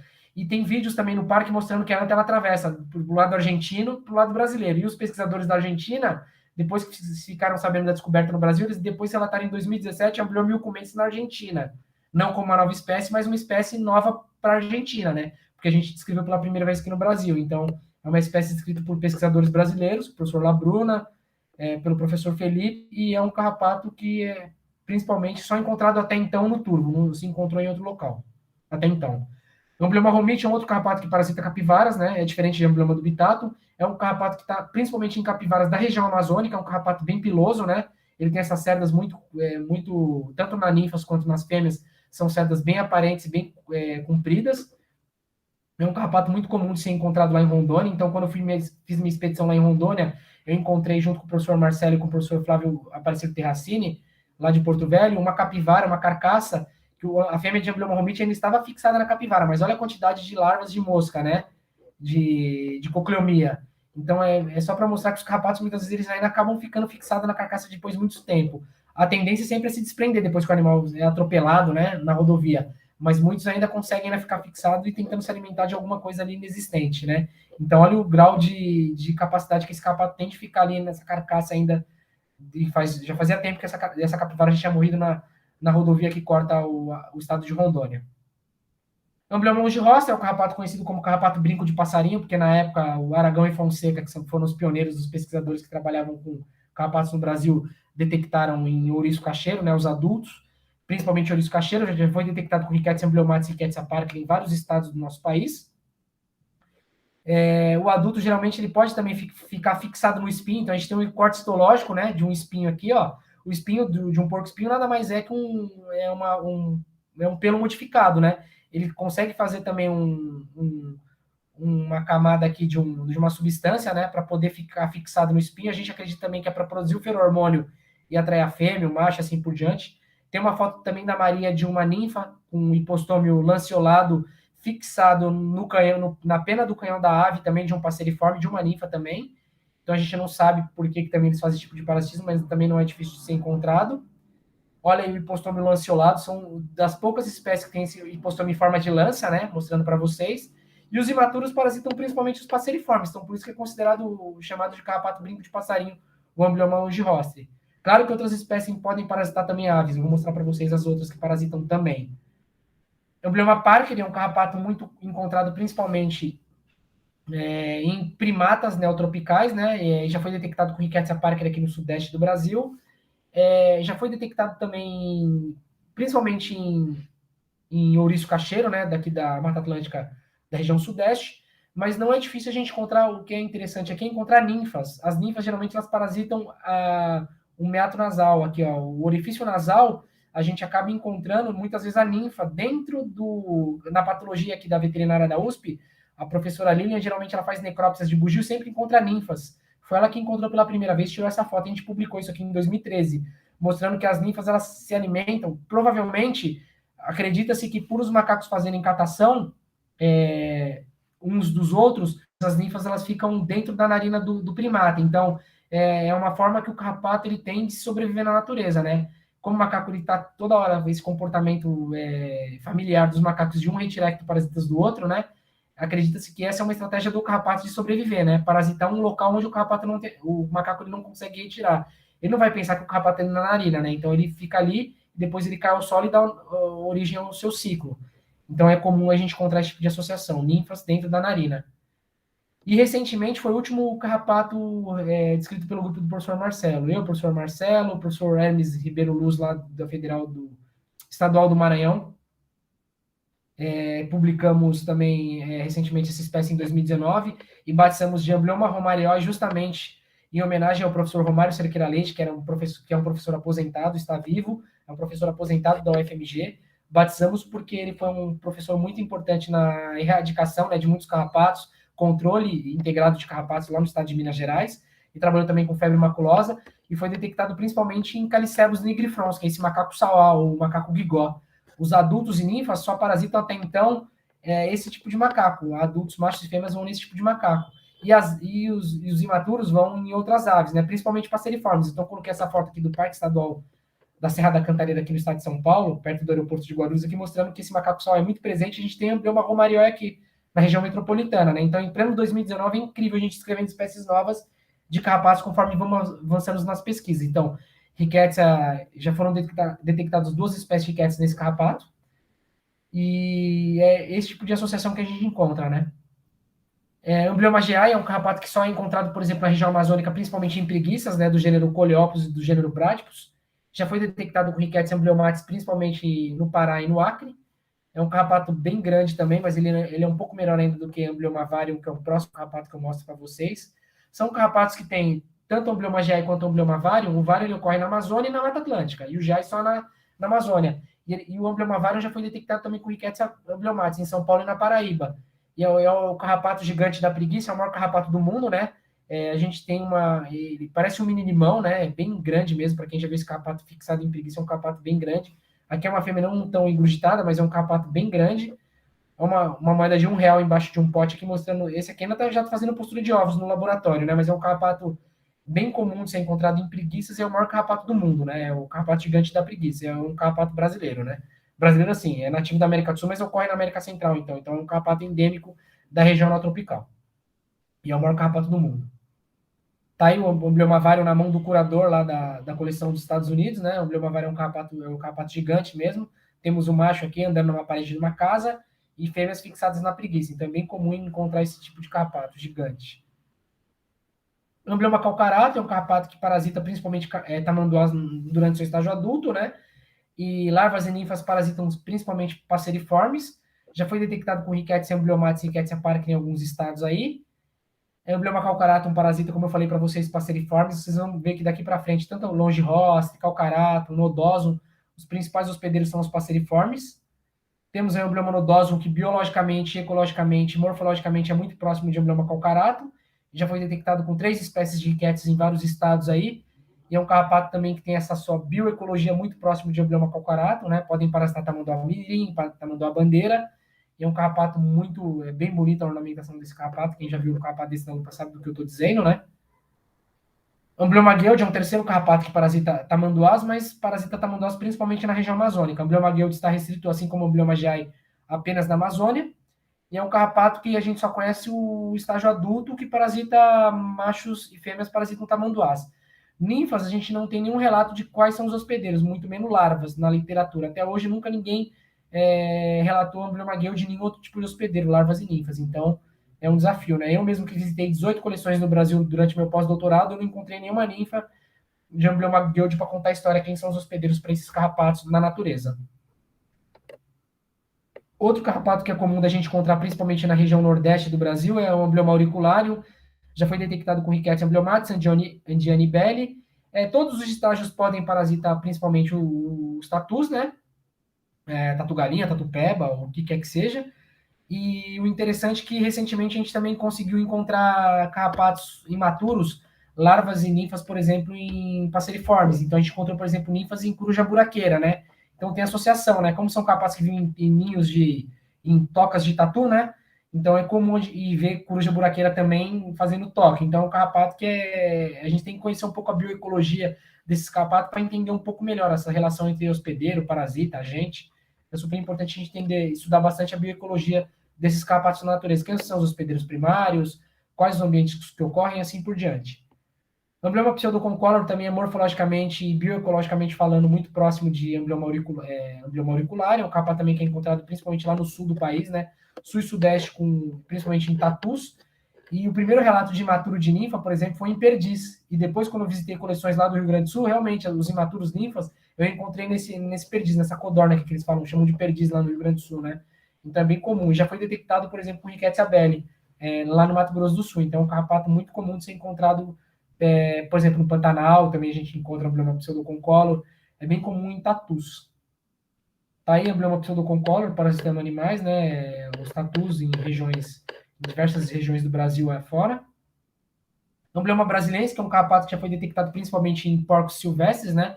Claro que os porcos domésticos que vivem em contato com o ser humano em florestas preservadas de Mata Atlântica, florestas preservadas da Amazônia, podem também servir de hospedeiros, né? Que são hospedeiros geneticamente muito próximos do porco selvagem, né? O porco doméstico. Então, é bem comum de encontrar esse tipo de associação.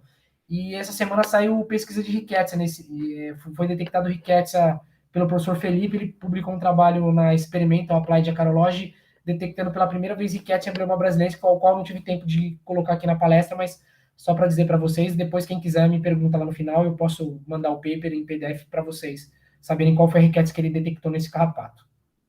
O amblioma naponense também é um carrapato que parasita principalmente porcos domésticos e selvagens, né? Já foi detectado com Rickettsia belli, Rickettsia africa e Rickettsia monteiroi. Parasita cateto, queixada, porcos domésticos, né? Swiss crofa, porco monteiro, pode parasitar o que aparecer na frente, então é bem comum também de encontrar esse tipo principalmente em taiaçuídeos, tá? Amblioma bilogoguntato, tem importância principalmente na Amazônia, parasita uma série de hospedeiros, mas principalmente antas e carnívoros, e o ser humano, depois de amblioma ovale, é bem parasitado também por amblioma bilogoguntato, então está em investigação. Quem será que são os agentes transmitidos na Amazônia por amblioma... Quais são os agentes transmitidos por amblioma na Amazônia? Será que é o amblioma ovale, que mais parasita o ser humano? Será que é amblioma bilogoguntato, que segundo, depois de amblioma ovale, parasita os seres humanos? Então é um campo muito aberto para a gente fazer pesquisas e ir evoluindo aqui no nosso país para saber quem são os agentes que são transmitidos, principalmente na região amazônica, né? Que a gente ainda não tem tantos estudos assim. Aí está um ginandromorfo de amblioma bilogoguntato, assim como o amblioma caginense que eu mostrei para vocês lá, né? O lado masculino, né? Com festões atrás do lado feminino, escudo dorsal incompleto do lado feminino, e do lado feminino aqui, um espinho da coxa 4 menor, e o lado masculino com o espinho da coxa 4 bem maior. Então, isso mostra para vocês que o ginandromorfismo ocorre de uma série de espécies. Estamos escrevendo um paper agora com várias malformações e espero publicar o ano que vem. A gente encontrou, acho que de 20 a 30 espécies aí com malformação, né? Às vezes sem uma pata, às vezes com ginandromorfo. Isso são cenas para o próximo capítulo que a gente pode publicar. Vamos publicar o ano que vem, já está escrito o artigo. Só estamos esperando a revisão do professor Marcelo Bela Bruno. Amblioma coelebs, que é um carrapato que já foi detectado com Rickettsia ambliomatis, né, principalmente na Amazônia e no sudeste aqui do Brasil, e é um carrapato que parasita principalmente antas, na região centro-oeste, na região amazônica, na região sudeste, em áreas preservadas da Mata Atlântica. A Maria também já encontrou, a pesquisadora da Fiocruz, que era amiga nossa de laboratório, já encontrou também passeriformes aqui no Pontal do Paranapanema, em áreas de Mata Atlântica do interior do estado de São Paulo. Amblioma incisum também é muito comum de ser encontrado em anta, então por isso que a gente batizou aquele amblioma yucumense, em homenagem ao salto do Yucumani, mas a gente acha que ele parasita antas. Falta a gente lá capturar a anta para saber se essas antas estão sendo parasitadas ou não por amblioma yucumense. Mas a gente sabe que o amblioma inciso, que é um carrapato bem grande, tem aqui uma foto para mostrar para vocês, né, o tamanho dele, mostrando que eles parasitam principalmente antas e já foram detectados com 2 espécies de riquétias nesses carrapatos aí, nessa espécie de carrapato. Amblioma escalpturato, que é também um carrapato muito comum de ser encontrado em antas, principalmente no centro-oeste e na Amazônia brasileira, mas já encontramos também no Pantanal, né? Então é um carrapato bem comum de ser encontrado, já foi detectado com Rickettsia belli, principalmente no estado de Rondônia, né? Amblioma latipunctato também é um outro carrapato que é bem... eu falei para vocês no começo, né? Que eu falei para vocês que a anta era um hospedeiro super importante para a manutenção desses carrapatos na natureza, são os hospedeiros primários para uma série de espécies. Mas o amblioma latipunctato é um carrapato que é muito comum de ser encontrado principalmente na região amazônica. Amblioma pacai, eu não preciso nem dizer porque o nome pacai, né? Parasita principalmente pacas, mas podem parasitar outros pequenos roedores, como os cutias, pacarana, outros roedores da região amazônica aí, mas é bem comum da gente encontrar esse tipo de carrapato, principalmente na paca, em regiões preservadas da Mata Atlântica. Como a paca é muito caçada, é um carrapato mais raro de ser encontrado, tanto na Amazônia quanto na região amazônica, quanto nas regiões preservadas da Mata Atlântica, mas é um carrapato bem comum de ser encontrado também. Amblioma parvum, que é um carrapato que é igual ao Amblioma sculptum, é muito agressivo para o ser humano e parasita que aparecer na frente, desde animais silvestres até animais domésticos. Já foi detectado com uma série de espécies de riquetes, Ricketts andiani, Ricketts ambliomatis, em vários estados, então eu não vou ficar citando todos os estados aqui, mas depois a gente pode falar no final, lá nas perguntas, a gente pode bater um papo em relação às riquetes, os carrapatos. Ixodes loricatus, já mostrei para vocês no começo, falei que parasita principalmente marsupiais, já foi detectado com Ricketts abeli, principalmente aqui no sul e sudeste do Brasil. Tá aí o Ixodes loricatus, né? Aqui temos um macho, uma fêmea depois de alimentada, a diferença de tamanho, né? O Ixodes loricatus parasita marsupiais, não apenas esse tipo de marsupiais, podem parasitar outras cuícas e assim por diante. Ixodes luci, que é um carrapato que parasita outros marsupiais também, principalmente na região amazônica. Então, Ixodes luci também parasitam marsupiais, do gênero, marsupiais de vários gêneros aí. O gênero Ixodes parasita com muita frequência marsupiais. Ixodes shusei, que assim como o Amblioma rotundatum também é um carrapato partenogenético, né? Tanto em laboratório a gente nunca encontrou machos, nem na natureza, então são carrapatos que são carrapatos partenogenéticos. Parasita principalmente o Nectomys squamipes, o rato d'água, né? Muito comum aqui, são aquele rato que tem aquelas membranas interdigitais nas patas para nadar, e é muito comum a gente encontrar esse tipo de carrapato nesse tipo de roedor, e é um carrapato partenogenético. Hemaphysalis justacoque, que também é um carrapato cervídeo, que já foi encontrado com Ricketts abeli e Ricketts rhipicephali, tanto no sul, sudeste, centro-oeste e na Amazônia também. É um carrapato típico de cervídeos neotropicais. Hemaphysalis lepolis palustris, que ocorre principalmente nos silvilagos brasileiros, que é aquela lebre nacional, né? O tapiti único, é o único lagomórfico que a gente tem na nossa fauna brasileira, se bem que ele pode também se adaptar naquela lebre europeia, que foi introduzida para caça, né, no Uruguai, Argentina, e hoje está espalhada no sul, sudeste, aí vai subindo o país afora. Então, também pode se adaptar em outros leporinos. E aí, resumindo tudo que a gente falou aqui, a gente tem de febre maculosa humana, né? Rickettsia parkeri, essa foto aqui é Rickettsia, e essa é a foto de Rickettsia parkeri. A Rickettsia parkeri tem essa escala de inoculação onde o carrapato parasita o ser humano, né? Então é bem comum a gente encontrar esse tipo de associação aqui na Mata Atlântica do estado de São Paulo, né? Pessoas que vão para a mata e acabam sendo parasitadas por esse tipo de carrapato. E essa escara de inoculação, a bactéria fica aqui e forma essa escara de inoculação, como se fosse uma ferida que nunca cicatriza muito uma forma bem demorada. E o que a gente pode falar é que essas duas riquetes são realmente conhecidas patogênicas para o ser humano, né? Rickettsia parkeri. Mas devido à história da riquetologia, a gente nunca pode chamar as outras de riquetes não patogênicas. A gente tem que chamar de riquetes de patogenicidade desconhecida. Ricketts abeli, Felis, Ambliomatis, Rhipicephali, Monteroi, Andiani, Tamuri, África, Ricketts SPC para colombianenses.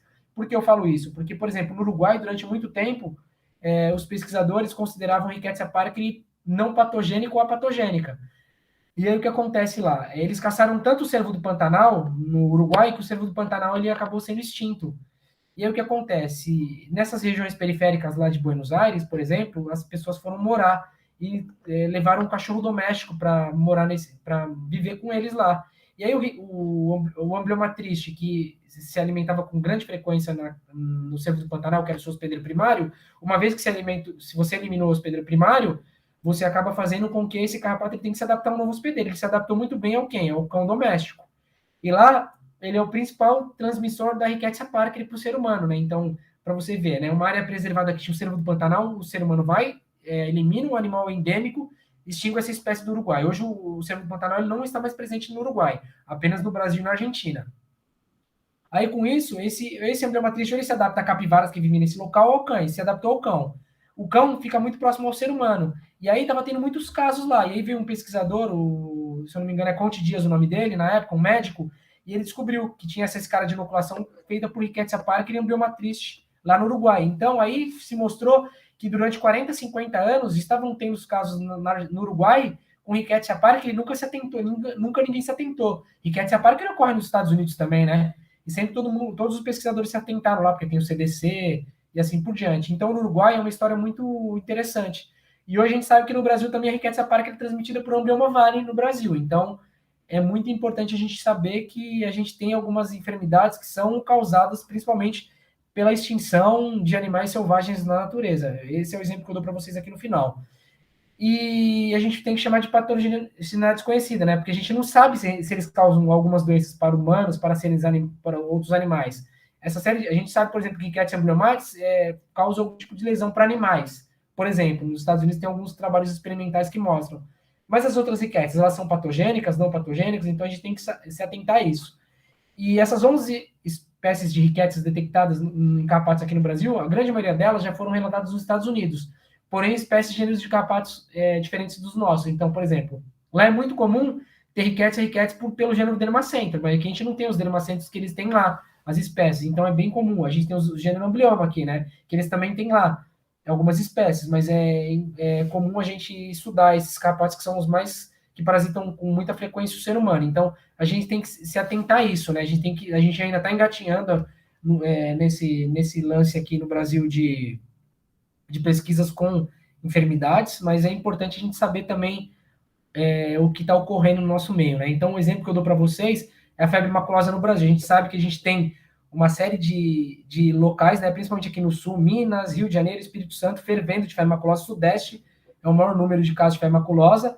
A gente tem esse mapa aqui não foi dividido entre Rickettsia parkeri e Rickettsia rickettsii. Então, só para dizer para vocês que aqui no Ceará é Rickettsia parkeri, por Amblyomma Valley, lá no maciço do Baturité, em Guaramiranga, Ceará. A gente tem alguns casos de Rickettsia parkeri em Santa Catarina, muitos casos pipocando em Santa Catarina. É o maior estado que tem casos de Rickettsia parkeri, principalmente. Aqui no estado de São Paulo, a gente também tem aqui no litoral, né? No interior do Paraná, a gente tem por Amblyomma sculptum, né? Rickettsia rickettsii. E no Mato Grosso, a gente também tem Rickettsia rickettsii aqui. Em Rondônia, a gente tem um caso lá, mas não se sabe qual que é o vetor. E alguns casos no Rio Grande do Sul, que provavelmente é pelo aquele carrapato do pampa que eu falei, que é o Amblyomma tigrino, e deve ser Rickettsia parkeri, porque não tem óbito, né? Geralmente, os óbitos estão associados a Rickettsia rickettsii do Sudeste.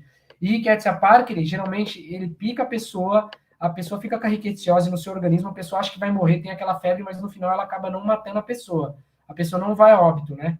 100% de cura. E no caso de febre maculosa por Rickettsia rickettsii, é 80% a 90% de mortes caso não trate. Então, é muito mais letal, né? Tão letal, vamos dizer assim, comparando com o vírus da raiva, né? É um dos patógenos mais letais, né? Comparando com o vírus, né? Claro que é uma bactéria, mas se a gente comparar, ele é tão letal quanto.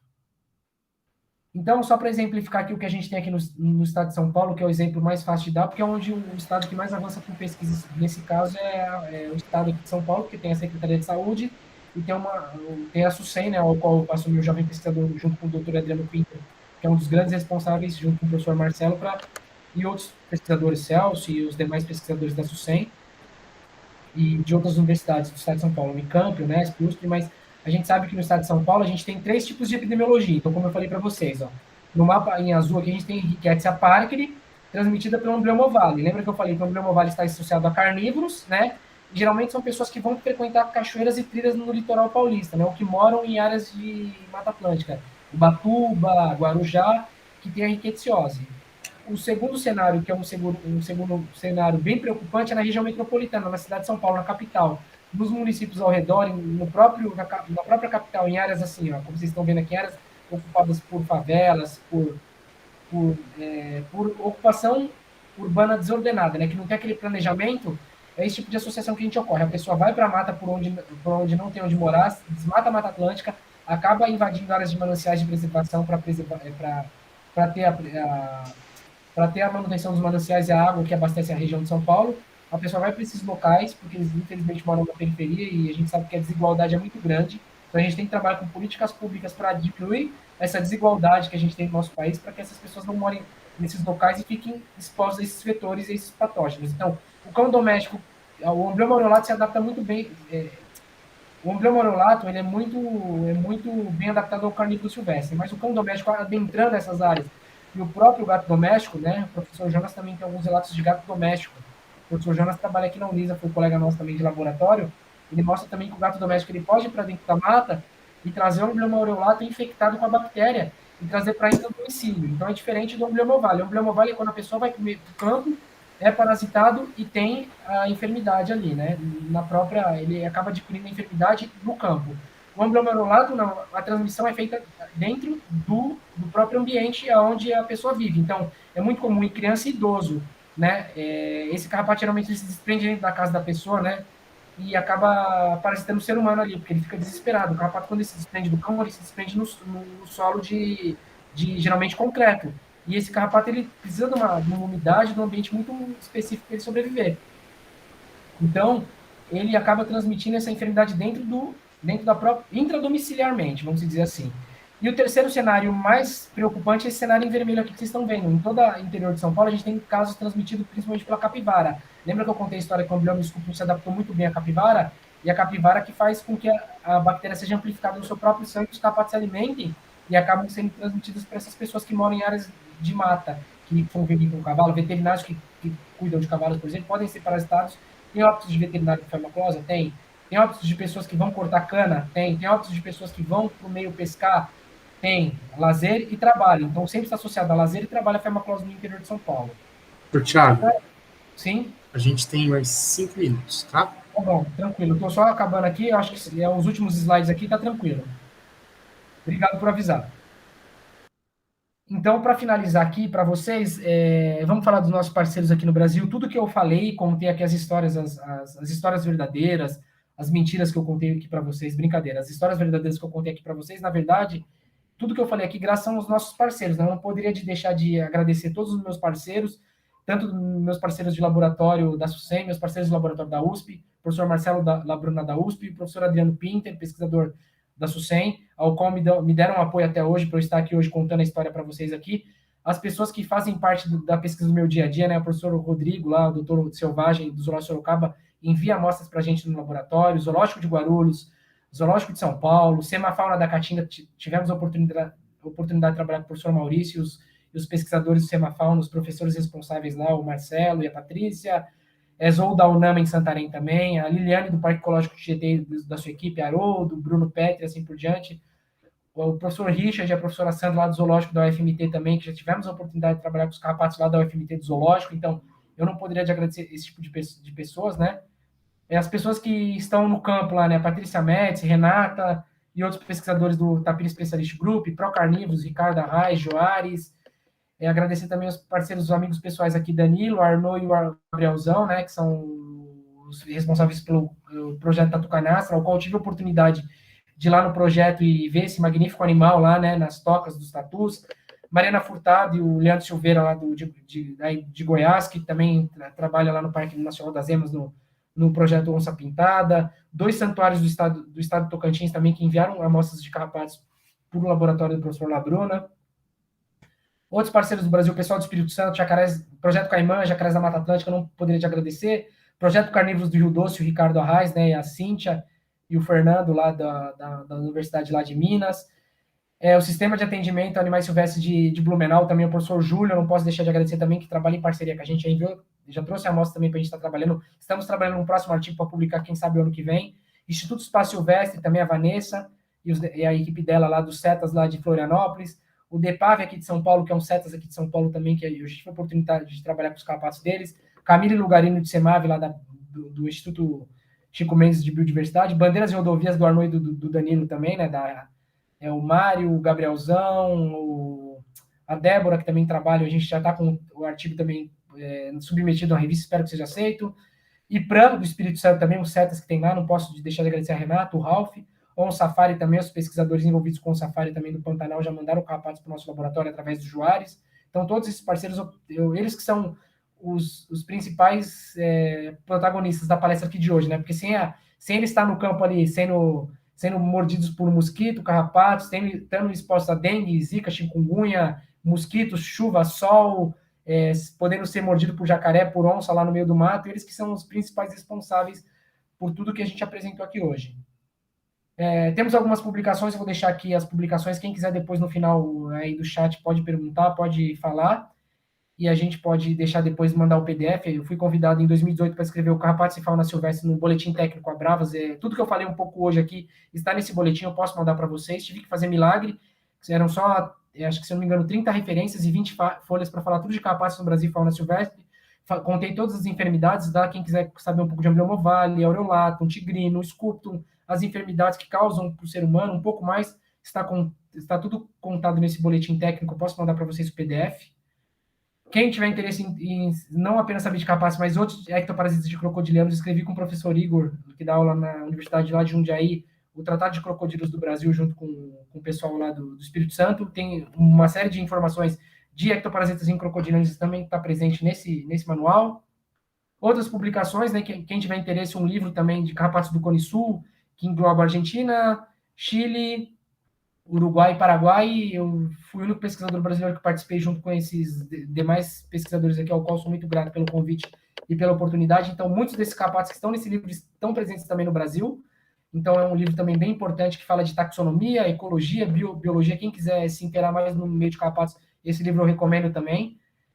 Temos alguns artigos publicados em revistas que foram capas também, né? O Carrapatos dos Olhos de Sorocaba com o Dr. Rodrigo, o professor Marcelo Labruna também. Então, são artigos que eu posso mandar para vocês.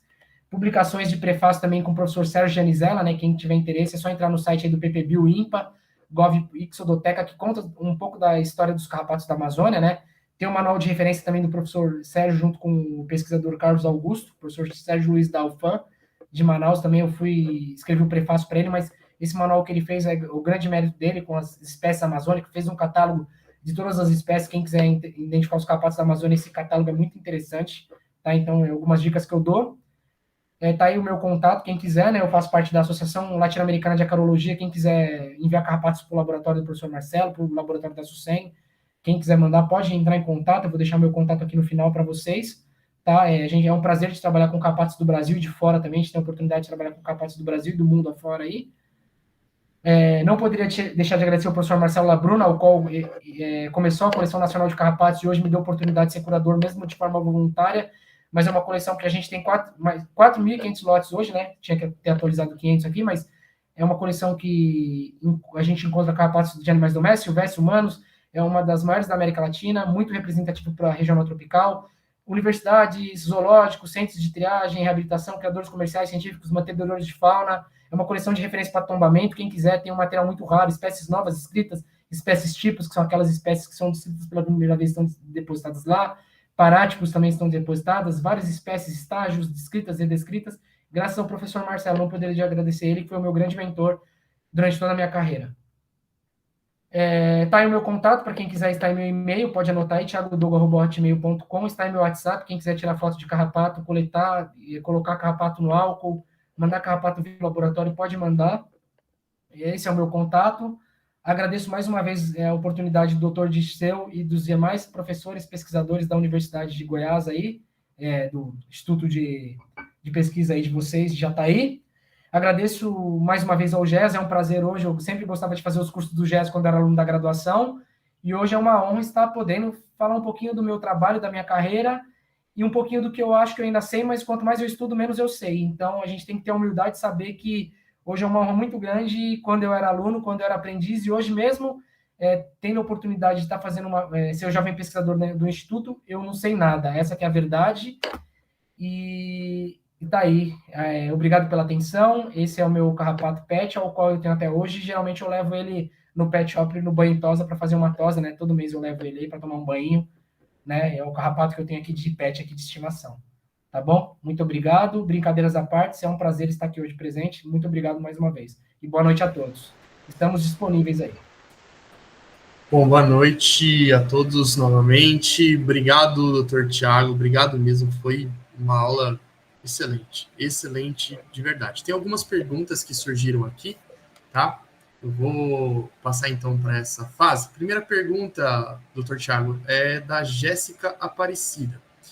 Ela pergunta o seguinte: como é que nós podemos fazer a coleta de carrapatos no meio ambiente, nos mais diversos tipos, né, de meio ambiente que nós temos? O professor citou cavernas, né, parte de pasta, etc. Como que é feita essa coleta em ambiente?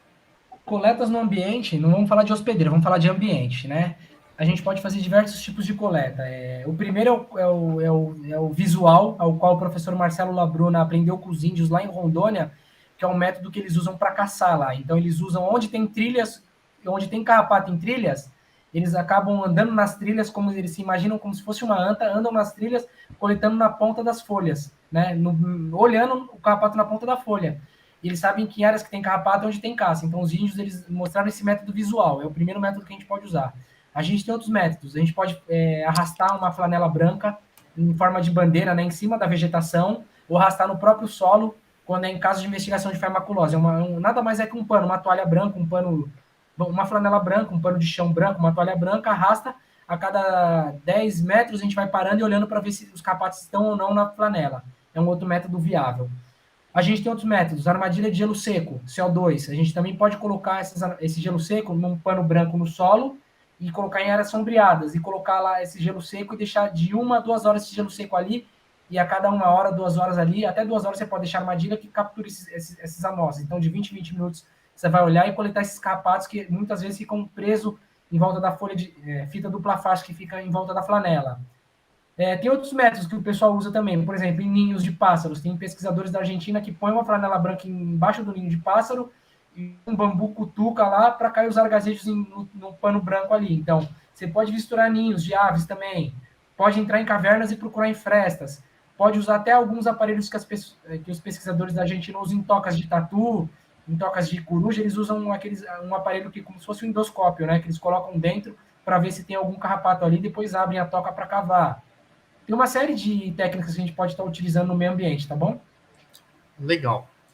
Outra pergunta, que é do William Furtado, diz o seguinte: o fato de estar aumentando a quantidade de capivaras e outros animais na cidade em grande quantidade está apresentando diferentes tipos de carrapatos em animais domésticos e silvestres? Sim, geralmente o que acontece, a tendência o grande problema é o homem, a ação antrópica, né? Você tem uma área preservada, vamos dar um exemplo, a Amazônia, tem uma área preservada lá. O que acontece? Quando a gente ia à Amazônia em 2000 o professor Labruna começou os trabalhos lá em 2001, 2002, ele ia lá e coletava amblioma, uma série de espécies, uma diversidade muito grande. Depois, no meu doutorado em 2012, a gente voltou lá no ponto de GPS, no mesmo ponto. Onde era o ponto de GPS que ele coletava, que era uma mata nativa, uma área preservada de floresta amazônica, era soja. Não tinha mais carrapato. Então, o que acontece? Você traz, por exemplo, soja. Aí a capivara vai se alimentar de soja, ou cana-de-açúcar, ou o que quer que seja. Aí o que acontece? Às vezes, você transforma a Amazônia, por exemplo, num cerrado. Então, carrapatos que são da Amazônia, por exemplo, o amblioma escúpido, ele não gosta de ambiente, vamos dar um exemplo, ele não gosta de um ambiente úmido. Aí você desmata a Amazônia, você transforma a Amazônia, entre aspas, num cerrado. Aí o que acontece? A capivara vai estar ali presente, vai ter o alimento que ela quer, vai ter o ser humano próximo ali, o ser humano vai levar um animal doméstico, o animal doméstico vai entrar em contato nas regiões onde a capivara já vive há anos, vai pegar esses carrapatos, vai trazer para dentro do ser humano, então, dentro do convívio do ser humano. Então, isso está propiciando, sim, eu acho que a ação antrópica eu acho que o ser humano é o grande projeto, igual o médico fala, né, que é um projeto que não deu certo, na verdade, né, que onde o ser humano bota a mão, principalmente quando a gente fala de fauna, quando a gente fala de conservação de animais silvestres, sempre os grandes problemas estão relacionados com a ação antrópica. Então, eu acho que, não sei se eu respondi a pergunta dele, mas eu acho que era isso que ele queria saber. Respondeu sim. A terceira pergunta é do Anime K. Diz o seguinte: tem como o senhor falar sobre o tipo de rickettsia que foi encontrado na espécie nova de carrapato? Ele disse aqui que ele acha que é na hora que você falou do amblioma brasiliense. Essa rickettsia, eu vou até te pedir desculpa, assim, que eu não vou te saber falar qual é. Agora eu não vou saber de cabeça aqui se foi ripséfala que ele encontrou em amblioma ilcumense e ambliomatis em amblioma brasiliense. Eu vou pedir para depois você, por favor, pegar o meu e-mail aí e me mandar um e-mail solicitando esse artigo que eu te passo para eu ler com mais calma. Como eu estou prestando um concurso aí, estou numa correria aqui com memorial, com um monte de coisa, eu estou sendo o mais sincero possível. Eu acabei não lendo esse trabalho, apesar de estar lá no trabalho, lá eu identifiquei todos os capazes do trabalho do professor Felipe, mas eu acabei não me atentando qual que era a espécie de rickettsia. Mas a gente sabe que não ainda é uma rickettsia patogênica até que a gente saiba, até que se prove ao contrário, né? A gente vai chamar ela de uma rickettsia de patogenicidade desconhecida, tá bom? Não é patogênica, então quanto a isso você pode ficar tranquilo. Perfeito. A gente vai pedir para os moderadores do YouTube colocar depois o e-mail, tá, Thiago? Lá no YouTube o pessoal vai poder pegar lá com mais calma. Última pergunta, doutor Thiago, é da Amanda Fleury, que diz o seguinte: é possível fazer a confirmação da espécie de carrapato por caracterização genética? Sim, dá para fazer isso sim. Como eu contei para vocês, muitas vezes, eu particularmente, eu prefiro muito mais a morfologia, a taxonomia clássica, né? Que você pegar o carrapato, olhar na lupa, que é o que eu acho que eu sou o grande especialista, que eu acho que ainda sei fazer. Que é olhar uma ninfa, olhar um adulto, e agora eu estou trabalhando com as larvas para tentar montar uma chave também. Porém, muitas das vezes, o médico veterinário, o biólogo ou qualquer outro tipo de formação, ele vai ter que lançar mão não apenas da biologia, não apenas da morfologia, sim da biologia molecular, da genética. Então, a gente pode usar alguns marcadores morfológicos. Apesar de eu não ser especialista em biologia molecular, a gente sabe que a gente pode usar alguns marcadores. Eu vou citar alguns para vocês aqui. O 16S a gente pode usar. O 18S a gente pode usar também. O citocromo a gente pode usar, né? O ITS2 a gente pode usar também. E outros a gente pode usar. Então, são vários marcadores que a gente pode usar, principalmente em espécies críticas, né? Espécies morfologicamente muito próximas, como no caso do complexo Amblyommacagenense, que eu contei para vocês, que a fêmea a gente consegue diferenciar pelo poro genital, mas o macho só através da biologia molecular ou coletando ele exatamente numa área muito preservada, que a gente sabe que não tem amblioma scutum dentro da floresta amazônica, a gente pode dizer que é Amblyommacagenense. Então, são vários marcadores e são para cada pergunta que você quer responder, você pode usar um tipo de marcador, vamos dizer assim. Perfeito, doutor Tiago. Mais uma vez, eu queria agradecer de coração ter aceito o convite, por estar aqui com a gente. É uma honra poder ouvir as suas palavras aí, trazer o conhecimento que você tem para todo mundo aí do grupo, tanto aqui do Jataí, quanto também para os de fora que se inscreveram. Obrigado mesmo. Com certeza a gente já tem encaminhado algumas amostras através lá do professor Richard aí para vocês. A gente vai acabar mandando mais. A gente tem algumas ideias de projetos que a gente quer desenvolver aqui também. E espero que o pessoal que está ouvindo aí no YouTube também se sinta estimulado, né? A trazer novas amostras aí também para a gente poder conhecer essa diversidade de carrapatos do Brasil e também para ter mais publicações aí na área, que é o que a gente tanto precisa, como você mesmo falou, né? Procurar espécie nova. Bora, pessoal, vamos procurar espécie nova aí. Vamos descrever espécie nova aí. Aumentar a fauna do neotrópico. A gente já falou que vai, de repente, colocar uns meninos aí no meio do mato para ver se acha um hospedeiro das fases de ninfa e de larva do Amblyomma goeldi aí. Beleza. Fechou. Só Thiago, ir para a Amazônia. Obrigado, viu? Obrigado você, Thiago. Vou só avisar o pessoal que a gente vai fazer um intervalinho aí de 5 minutos e a gente volta, então, às 19h41. Ok? Obrigadão, Thiago. Um abraço. Obrigado, Dirceu. Obrigado, Gés. Boa noite. Boa noite.